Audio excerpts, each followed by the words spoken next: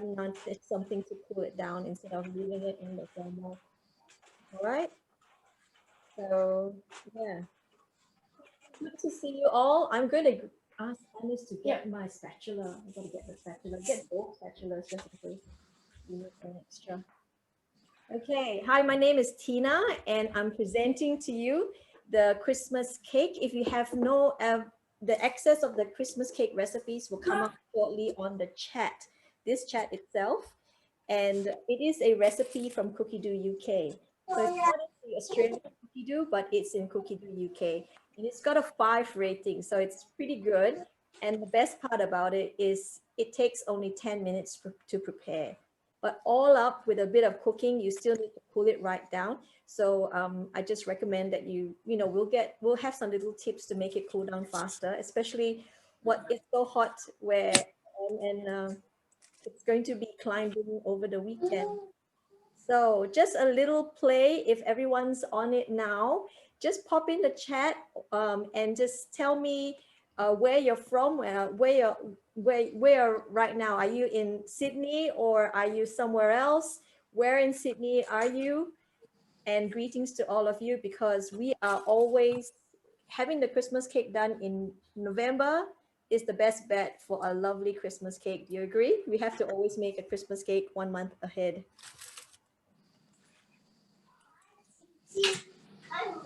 Okay, those who are joining me, can you also pop in the chat?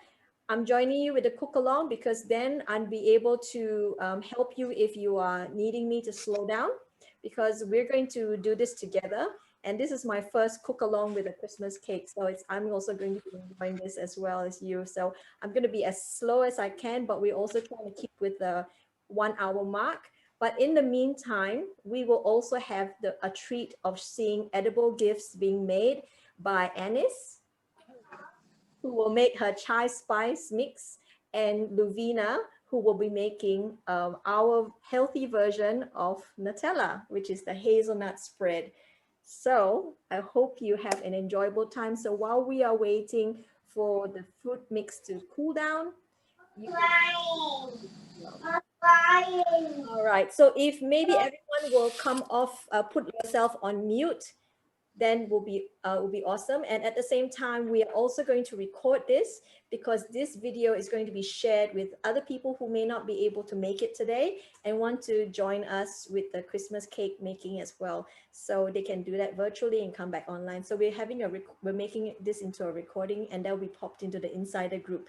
So if you are in the Facebook page, insider group are for consultants as well as Thermomix users who will be able to see what is on offer and all the recipes and workshops that are available from our branch itself. So my name is Tina again, for those who've just popped in, and I'm a team leader here in Sydney in the North Shore. North Shore. So we're going to make the Christmas cake together. Okay. Tina, there's a question. Do they need to preheat the oven if they're cooking along with you? It'd be a good, if your oven needs to a long time to heat up, especially at 900, yeah, go on right ahead. Just set it for 180. That's what it says in the recipe. So go on right ahead. So I'm going to get started because we want to cool it right down. Okay. I have 2 cameras, so you'll be able to see what's happening, and enough of me. And can you press thermocam? Okay. So we are here. If you don't have a 5 if you don't have a TM6, but you have a 5 and a TM31, it's okay. You just follow my lead. I'm just going to pop it up from my 6, and I have it saved as my week. So quick Christmas cake and start cooking. So 400. Oh, that's the one part. So I have it here, and I have macerated it with the brandy, as I've mentioned. I hope you've done the same. If not, you can still skip this part, but I've got the brandy as well as the 400 grams of mixed fruit. So in it goes. So you can see that the scales are a little bit higher because I've put the brandy in. All right, so, then 120 grams of brown sugar. This one. And in it goes. And the butter. I'm putting in large chunks because it melts really well anyway, and I've reduced it by a little bit, but it's okay. So 150 grams of water. Move it over, it's okay. And the brandy, which I've already added already. So, and then bicarb soda. So that's going to activate and plump up the fruit. So just pop that in. And the mixed spice. So one good way, if you don't have mixed spice, is to make your own mixed spice. And the recipe is in the Festive Flavor cookbook. Now we're putting the lid back on. And 8 minutes, speed 100, and a stirring speed. For those who are doing the 5 or the 31, if the 5, you can have it saved in your cookie dough if you have a cookie. But if you have a 31 and a 5 and you want to do it manually, it's 8 minutes, 100 degrees, stirring speed. How are we going? Is everyone doing well? Okay, I'm going to put it back to myself. All right. So I'm not sure who else is cooking along with me, but if you're cooking along with me, let me know if I'm going too fast or too slow. But we will now hand it over to Luvina because it's going to take 8 minutes to cook, and she will show you the hazelnut spread. Over to you, Luvina. Thank you, Tina. Hi, everybody. Good to see you all. So I'm just going to do a hazelnut chocolate spread, which is also known as Nutella. Sorry, just jumps. Okay, so it's on cookie dough, hazelnut chocolate spread. It is also suitable for TM31, TM5, and also TM6. So we're going to start by putting the sugar. Now it says 50 to 90 grams of sugar to taste. So I've just got 50. I just go for like the minimum, or 60, I think. Yeah, 60, the middle part. And then we're gonna mill that. So pop the lid on, mill it 10 seconds, speed 9.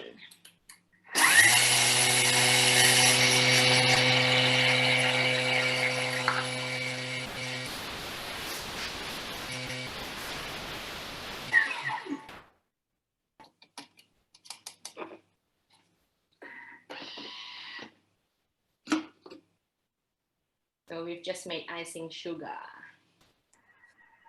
So another money saver there, guys. Make your own icing sugar.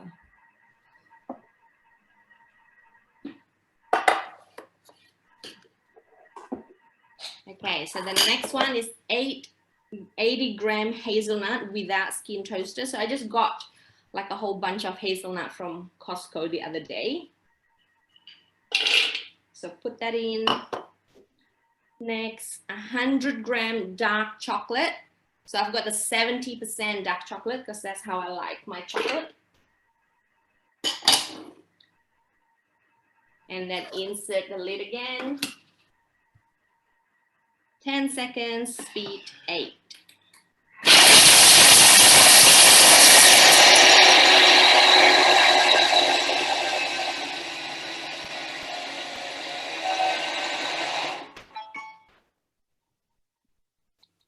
Okay, if you like your one really smooth, you can always go back and do it again. But I actually like mine with a little bit of texture, with a bit of crunch.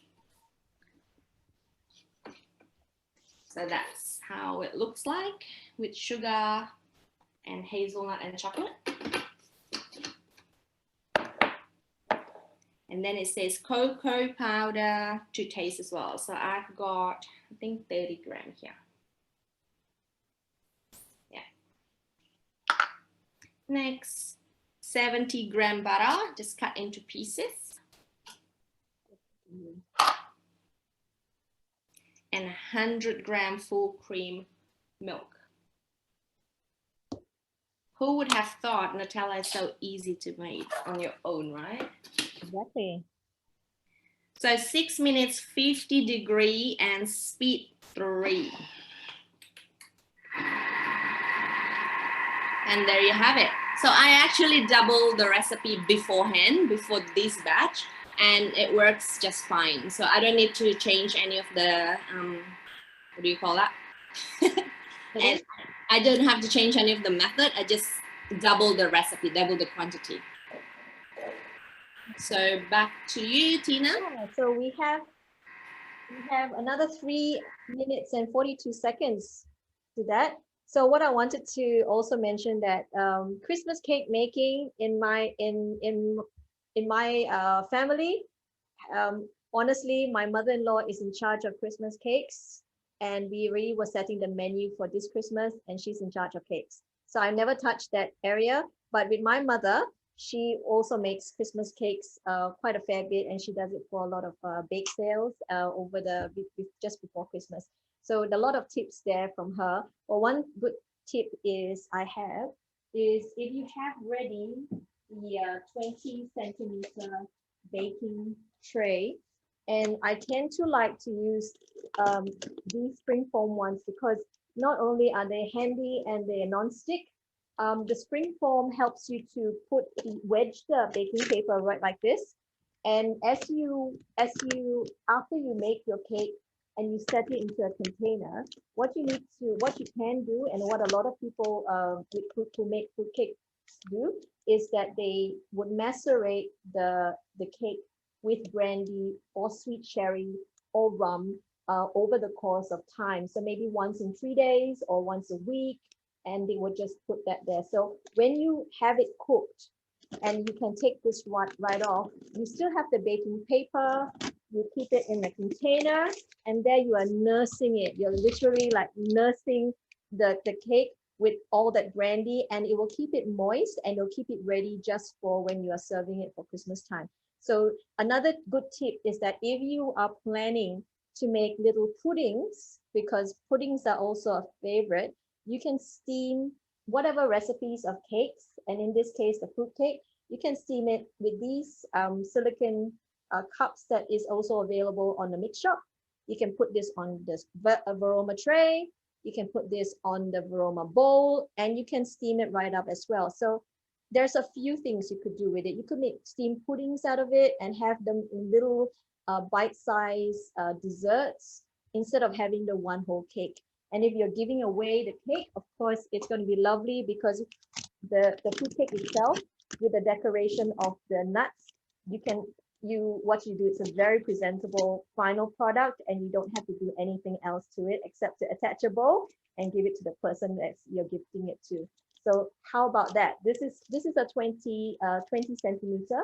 And if you wanted to increase the ratio and give a bigger cake, you can do just that. You can actually increase it to 1.5 times. It's really up to you. But I noticed with the 20, you get a really generous lift and a nice height on the cake. And I'll show you the end product at the very end. And you'll see that it comes all the way up to this, just a little bit over, and with the nuts on top. But one good other tip that I noticed is that when you are baking this for 1 hour in the oven, it'd be a good idea to keep the nuts from browning by putting a foil right on top of it as you cook it at the same time. So those are the little tips that I have as we are counting down 18 seconds. I did that all in perfect time. So if you are if you're putting your oven to heat up now, it's a good time. And but we still need to cool it down, and it will probably take about 15 minutes to cool right down. So that's where we need this. And we need our spatula. So I'm going to change it over. I'm actually going to keep it to myself. So it says here, oh, maybe I'll just do that. Sorry about being so indecisive. So it says remove mixing bowl and set it aside to cool to around 50 degrees. So that's how you need to do it. You can see that it's red here. That means it's past 60. So we still need to cool it right down. So I've done it before, and I noticed that it will cool better in the container. So off you go. I'd like us all to just stop and take it off. Take your fruit mix and put it in the bowl right now. Okay. Thank you. It will look just like that. Okay, and I'm going to pour it into that. Whew. So it's a bit gluey, and you'll notice that the fruit is, we'll just put it on the table. Yeah. So I'm sure at this time you're just listening and you're actively pouring out your fruit mix. And for those who are just jumping on, this is what you can do. Take a metal tray or a mixing bowl, and that way you can make sure that your fruit will cool down.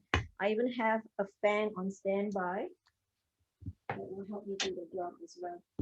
So it says here to preheat the oven. So if you need to preheat the oven, you can do so now, and we will move on to our next cook. So isn't it great? We have a show while we are doing this. So Anis here will show you the chai spice. Hi everyone, I'm just going to show you a little gift that you can prepare at home with my little twist on it. I believe Luvina has already posted the recipe.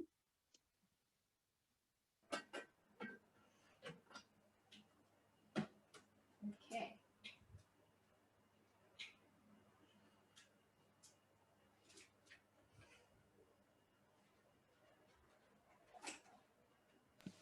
Can I just test the camera here? Because I think Anne cannot see. And I've already spotlighted you guys. Let me just do that again, just in case. Thanks, Anne, for pointing that out to us. We want to make sure that the viewers have the best view in the house, and plus it's also recorded. Thank you. Yeah. It was on Spotlight, so I'm not sure if maybe hers is on gallery view, maybe.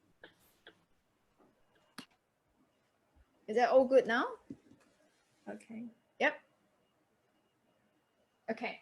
I'm going to start. So this recipe is called chai tea powder. Just going to start cooking. All right. So it asks for the spices. So 6 cardamom pods. If you do a bit of a shopping on the supermarket, so this is how it looks like. So you just need 6 of them.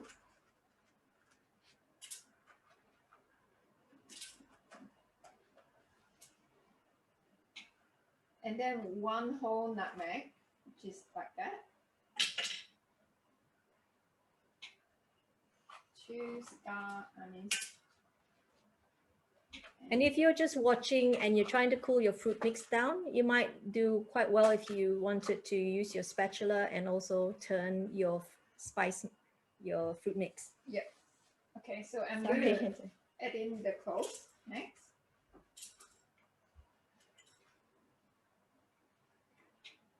And 3 cinnamon cloves. Next. And then vanilla bean. So I got the full vanilla and break it into smaller pieces and put it in. I'm going to skip the peppercorns because I'm not a big fan to have peppercorns in my drink. So, okay. But it's up to you if you like that that heat.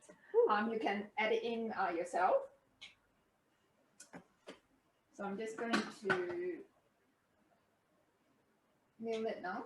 So it's at 30 seconds, speed 10.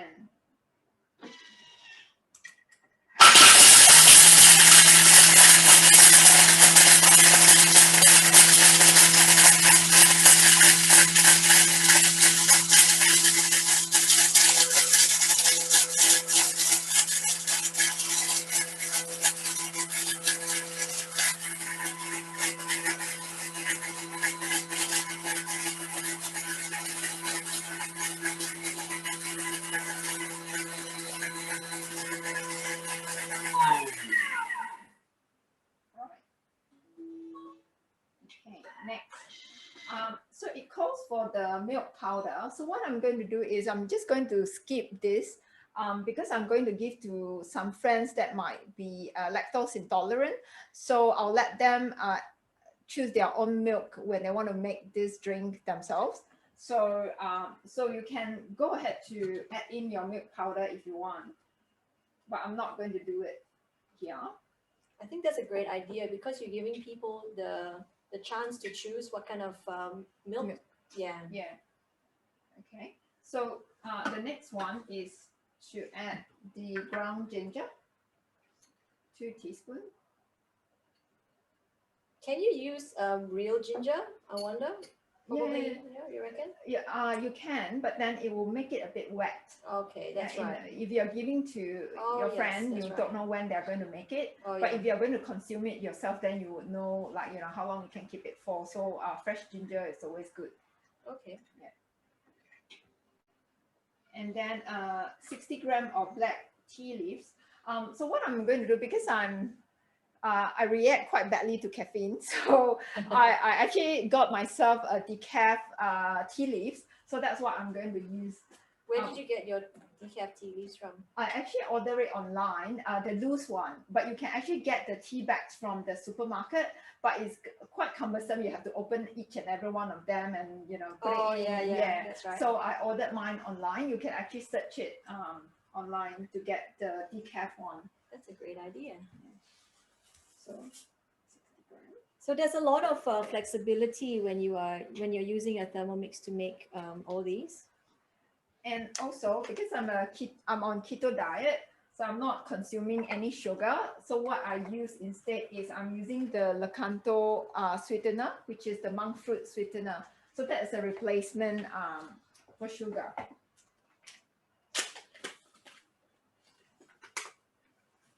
Is the taste any different for Lakanto monk fruit No. with the sugar, or is it quite identical in flavor? Yeah, it's quite identical actually. Okay.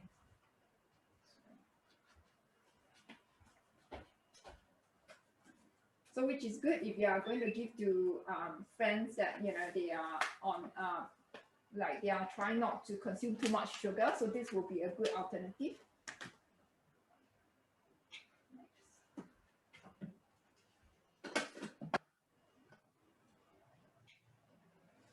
So again, 30 seconds speed on.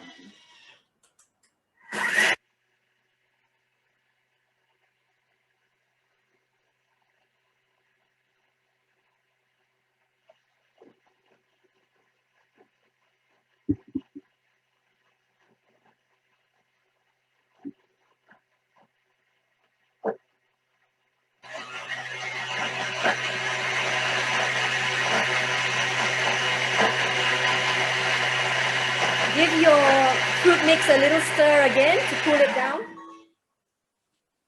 If you're with me in this journey of cooking along. Okay, so our spice ready. Oh wow. Yeah. Okay, I'll just be her cameraman. So that's a lot of, and you can see there's a lot more room for more spice if you wanted to do more, because it's barely hit the center level of your bowl. So you can actually you can produce a larger amount of quantity easily. Okay. Thank you.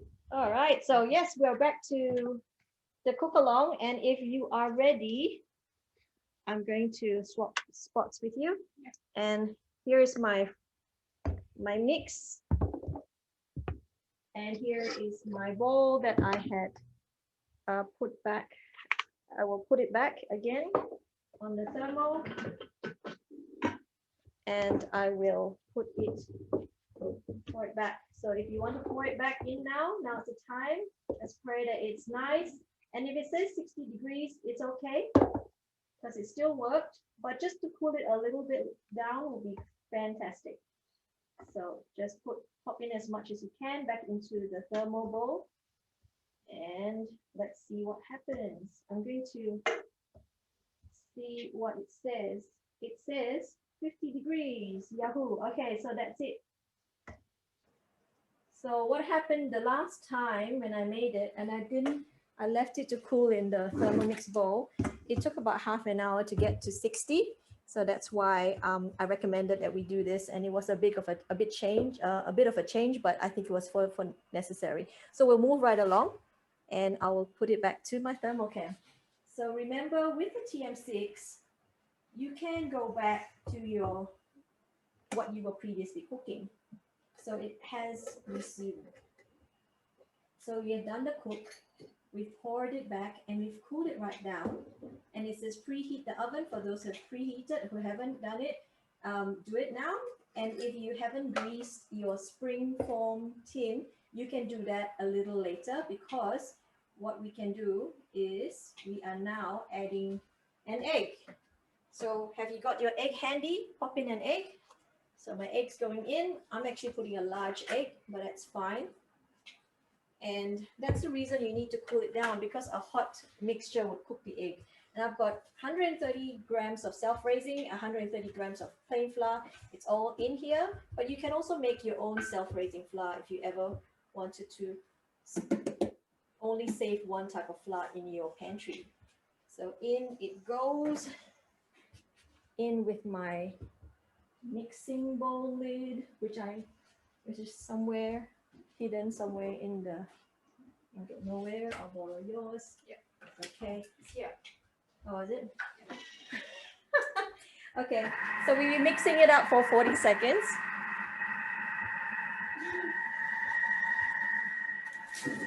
So if you have time now's a good time to line your tin. So what I've done with the spring foam, and that's why I prefer it, is because you can use the baking paper to hold on to the cake even after it's done, so that you can continue to massage it with the sherry or the brandy or the rum that you have. So we started off with brandy. You can still change to rum later on. You can have a mix of what do you call that? Liqueur. Okay. So it says here, transfer and decorate. So that's almost to the end of it. So look at this, guys. That's it. You're at the final stages. So I'll just get Ennis, if you can, to just clear up the space, because we're going to do the final bit. So are you all with me? For those who are cooking along, I don't want to lose you. Okay, so I don't want you to pour it out yet, because there's another thing that I find that's really, really helpful, is these guys. This is a cake tin liner. And this is awesome, because not only is it like a baking paper, but you don't have to cut it to size anymore. You can have that to line your cake. And the other best thing about it is that it's actually, I think, on 30%. It's 30% off in the mix shop. So good to grab these. And the other thing that I like about it is you can reuse it again. I'm a fan of reusing things, and this baking paper is no different.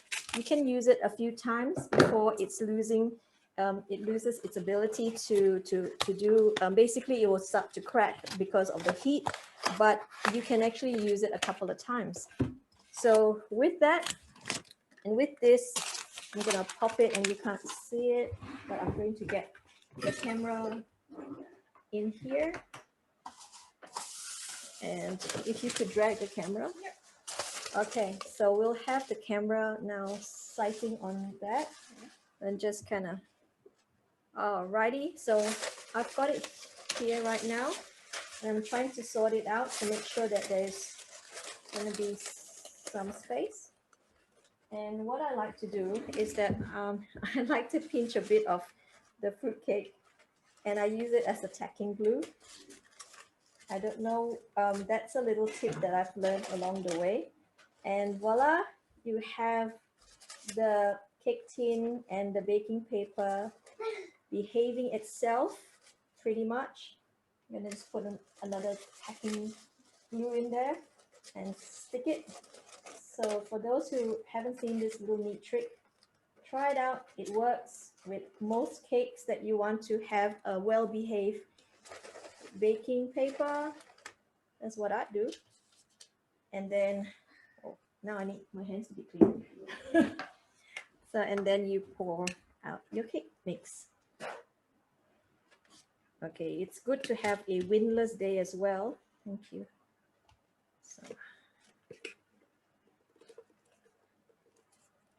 So how are you guys going? Anyone needs help? Come off mute and holler. But pretty much this is it. You've made a cake. It can be a pudding and steamed. Then you've got your steamed fruit cake, which is great and festive. Any cake that you see in the recipe of the Thermomix can be steamed. And you use the same amount of time. I would recommend that you have boiling water to start off with, so you have the maximum amount of time as you would in the oven. And then do the same method of testing it with a skewer to make sure it's done. But what you'd actually get with a steamed pudding is you get the moistness that you may lose out on if it was baked. So there you go. A bit of a delay there. Okay. So with this, now it's in here. The camera is probably not doing a good job in showing you what I'm doing next. But what I might do, oh, thank you.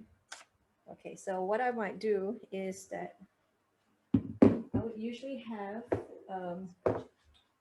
yeah, I would have, maybe just show them the nuts.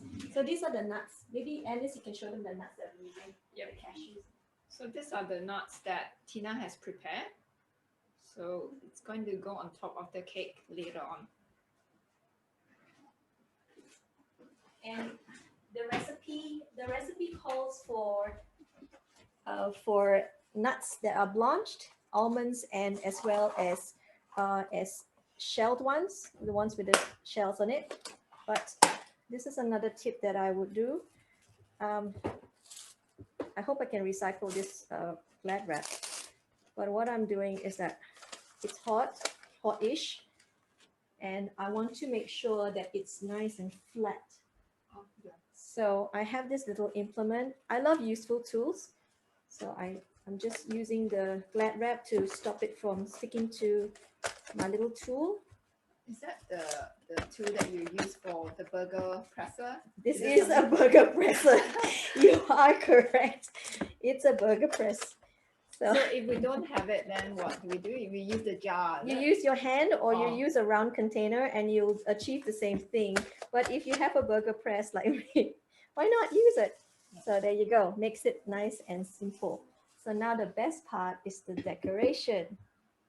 So what I do, find the center, and then I'll put that there to start the little flower. And I'm gonna decide that, okay, I'm gonna decide this way because it's gonna expand. So these almonds are the activated almonds, and that's why they are a little bit bumpy. If you notice that they are quite round and plump, it's because it's undergone the activating process. And the benefit of an activated almond is that it's easier for the stomach to digest. So I just bought a big bag of it, and that's it. So I got my little flower. How pretty is that?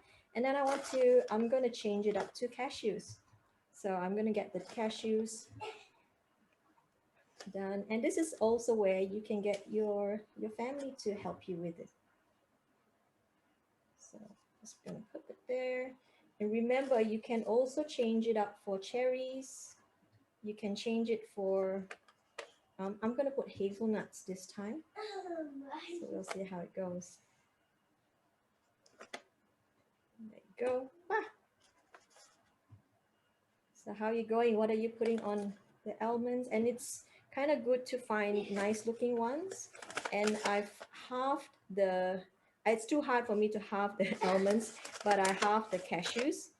Thank you. And I'm going to try putting these again. So I'm going to put the almonds, and I'm going to finish it off with the hazelnuts. Okay. How are we going? Is everyone on board? Are we on track? So you can see that it's come up to the right height of the pan. It's come up to here, and it's going to rise up a little bit more. So this is a perfect size for the fruit cake. Any questions, Ruvina, that you can see on the chat because I can't see it? Okay, and then I'm gonna finish off with my hazelnuts this time.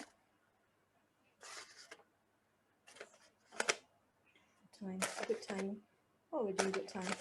Okay. So really quickly. So if you're going to use fruits, right?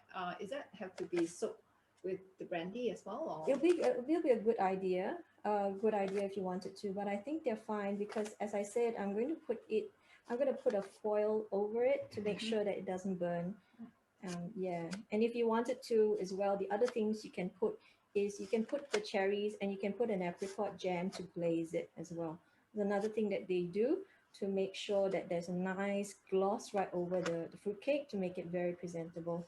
So of course sugar level goes right up, but you know what? It's a fruit cake. It's always sweet. So we only eat it once a year, hopefully.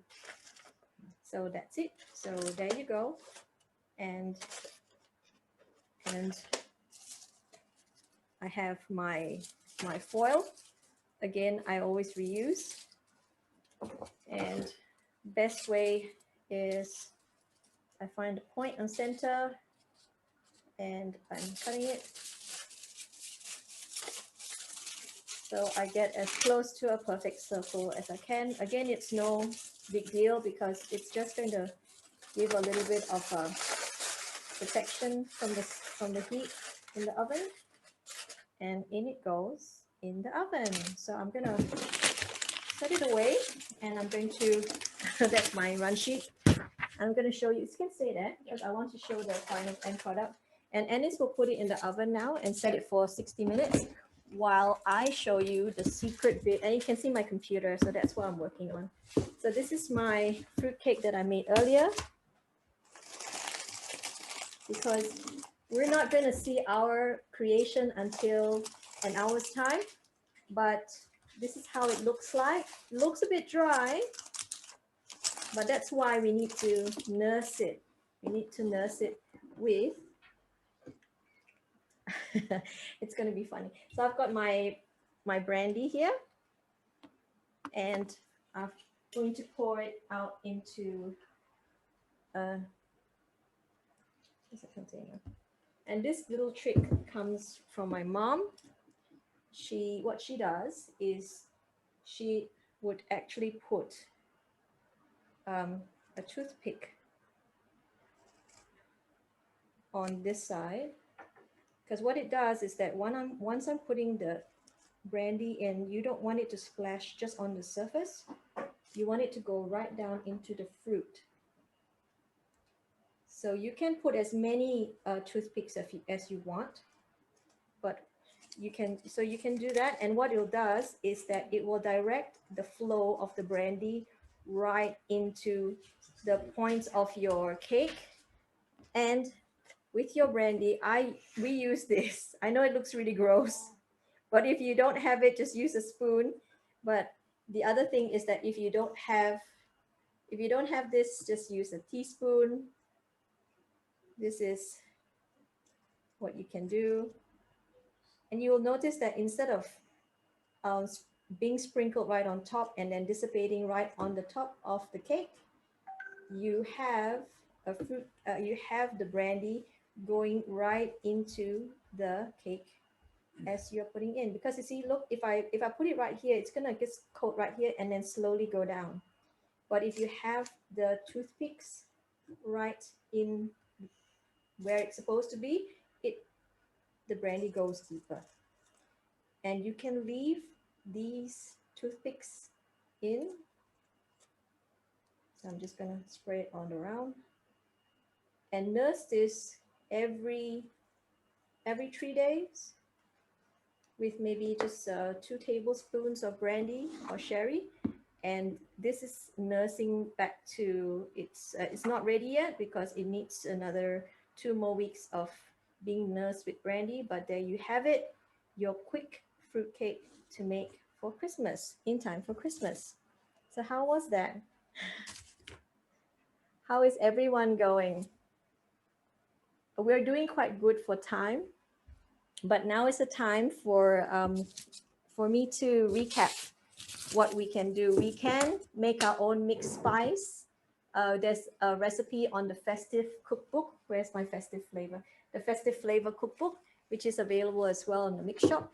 And in it, there's a Christmas spice mix. That's exactly the spice mix that you use. And you can use that for your nut biscuits as well. You can do it for so many things. So that's also available. If you don't have any mixed spice, no drama, make your own. If you have cinnamon, I think it's cardamom, and you just blend it like the same way. And that's why we also showed the chai spice mix, because you can make your own spice mix. It may be a drink, just like the way we did it for chai and to give away, or it can be your spice mix to be used for your fruit cake. And also we have the ideas of our, okay, all right. So can I do this? You want me to do this? Yeah. Go ahead. Okay, I would not take any credit for this, but this is what Ennis did. Have it in the beautiful presentable jar that you got in the dollar store. Yeah. Yeah. And then have it with a nice little, what do you call that? The holly. The holly and the berries, holly and berries. Yeah. And you can have it and give it away, or you can have it with bells. Yeah. So however you want to do it, you can do that. I was just mentioning to the girls, Yeah. that another thing you could do is you can make it into a spice globe ball. So if you have Santa, if you can find a Santa figurine sitting on a beach with his sunglasses, and you can put the spice mix here, you stick him right on here. I don't have one, it's all in my imagination. And guess what? You can have a snow globe spice mix, and Santa's all covered with his with sand, which is your mixed spice. Yeah. So how cool is that? Those are nifty ideas that you can have a little bit of cheer and to bring merry your 2020 Christmas. So over to you, Luvina. Maybe you just want to show your final. Have you shown your final what you've made? Not yet. So here's my final thing. So I got this jar from the reject shop. It comes in 6 for $5. It's a 150 ml jar, and I've just stuck probably have to get better thing or sticky tape it. Just the ingredients, just on the bottom there. And Very important, I keep think. it in the fridge, because when you make your own Nutella, it does not survive in the pantry. It has to go in the fridge, because we have no preservative, nothing, no additive, no nastiness in it. So it does not last long if you put it in the pantry. So you have to put it in the fridge, and just a label, like a tag thing that you can put. Yay. Oh. So one recipe makes about 3 of these, 3 of 150. Oh, so 150 grams times 3, 450 grams altogether. Mm-hmm. Could you bulk it up even more? Yes, so I made a double batch before, and I don't know how many that's gonna make. Maybe 6 jars. 6 jars. But when you finally make it with the one portion, how far did you go in your bowl? Can you actually double, triple it? Yeah, definitely. Yeah. Because Okay. it was only up to here, so definitely you can double it. Okay. So well, that's about it from us. We hope you enjoyed it, and for those who actually came on to do the cook, this is our work in progress, because it still needs to be massaged. And I'll put brandy. I might switch to the sweet cherry, because it has a little bit of sweetness into it. I've tried the brandy here. It's definitely not XO. So I'm gonna switch it and put some sweet cherry instead. So we'll see how that goes. Again, it's all about playing with your food, but the best part is that you just give your love into the food that you're presenting to your friends and family. So we hope you enjoyed yourself. Come off mute and say hello. And if not, that's it from us. We hope you have an enjoyable and wonderful Christmas season. God bless. Thank you, everyone. Thanks, everyone. Oh, cool. Merry Christmas to you, Diane.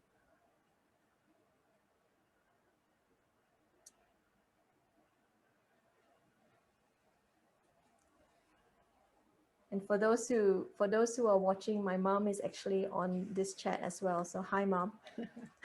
Hello, Auntie. Yes.